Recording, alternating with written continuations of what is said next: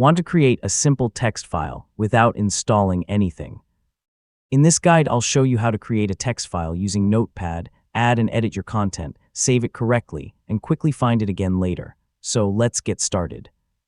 First, open Notepad on your Windows PC. The quickest way is to use Windows Search. Type Notepad, then select the app from the results. You'll now have a blank workspace ready for your text.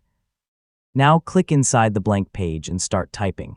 For example, you could create a shopping list, write a short note, or save some important information. You can edit the text anytime using normal typing, copy, paste, undo, and delete commands.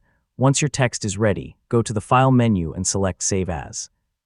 Choose where you want to store the file, such as your desktop or Documents folder.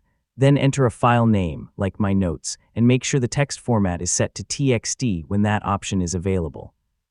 Finally, select Save. Now your text file is saved. Open the folder where you stored it and look for the file with the Notepad or TXT icon. You can double-click it to open the file again.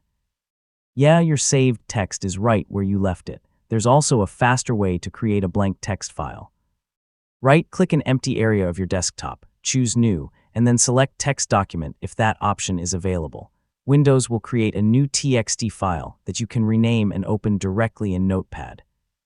To rename the file later, right-click it and choose Rename, or select it and use the Rename command.